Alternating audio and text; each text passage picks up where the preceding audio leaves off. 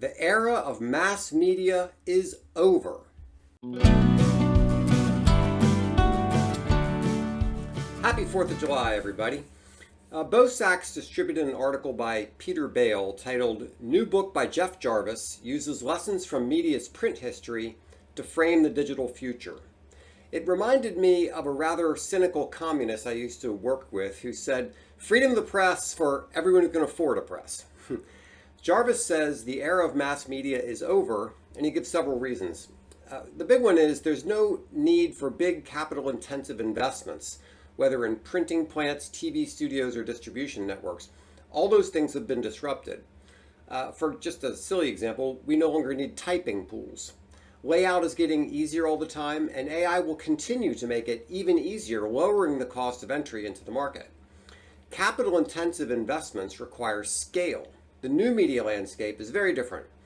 If you think about it, desktop publishing back in the 80s brought about a surge in newsletter publishers, and the internet allowed blogs and digital publications, and AI is going to allow individual creators to have their own studio. I think about it, does Megyn Kelly or Tucker Carlson even need Fox News or CNN or anybody?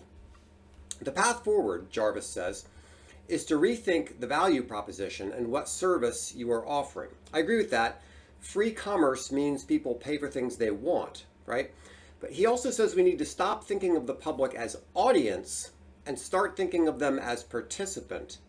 At first, that reminded me of the old 1970s nonsense about everybody has something of value to contribute. And whoever said that hasn't met everybody. Some people are morons. But that's not what he's saying. He's contrasting the mass-produced widget or content that's supposed to work for everybody with the personalized widget or content that does exactly what a particular person needs. Jarvis says we have to return to a time when we take individual responsibility for the credibility of what we read. I'm not sure what that time was. Content has always been curated, but even if there was such a time, I don't think that's practical. We need reliable editors and curators. He says we delegated that responsibility to institutions that came along, in their editing and publishing of a newspaper. And yes, the institutions have proven to be garbage, but we'll still need trusted people to vet things for us. I simply don't have time to chase down the truth on every issue that interests me. I have to have people that I trust. As you might expect, he seems pretty down on print, and he has to be to make his case.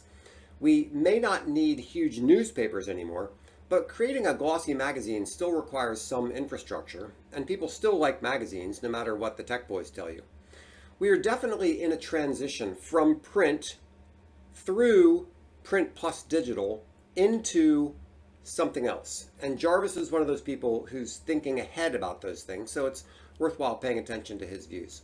I hope you like my videos. If you do, please subscribe, like, and share. Tell your friends, and remember to visit me at thecrablegroup.com. Thanks so much, and have a happy holiday.